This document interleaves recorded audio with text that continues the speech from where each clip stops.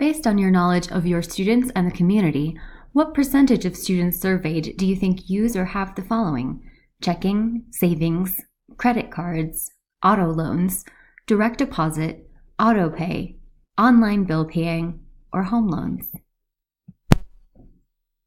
Which of these do you use yourself?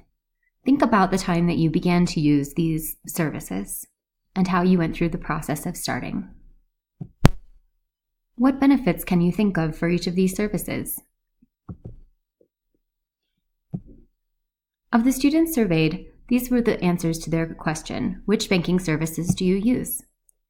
37 of the 62 students, or 60%, said they used checking. 25 students, or 40%, use savings. 44 students, or 71%, use a credit card or a bank card, so in some cases this was actually a debit card. In future surveys, we'll differentiate between those two things. 8 students, 14%, say they have an auto loan. 14 students, or 23%, use direct deposit. 10 students, or 16%, use auto pay, meaning that they set up a system so that bills are paid automatically each month or each pay period. 13 students, or 21%, use online bill paying, whether automated or not automated. No students reported having a mortgage, and 2 students said that they do not use banking services.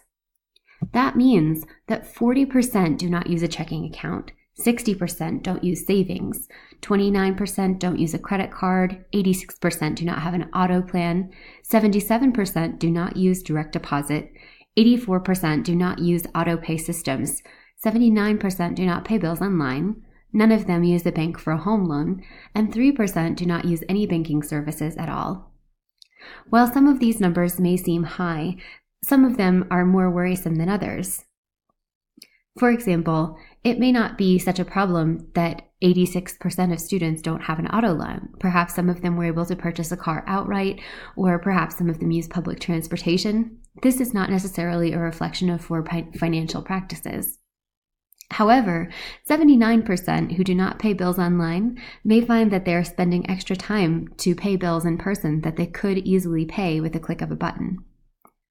For those who do not use a savings account, how are they saving? Are they saving? These are some questions that we want to investigate, and we would like to support students' process of becoming more able to work within the system of the U.S. economy, particularly within the context of the Metro West area. Later on in the video, we'll address which specific skills for each of these categories we would like to help students to develop according to their own feedback.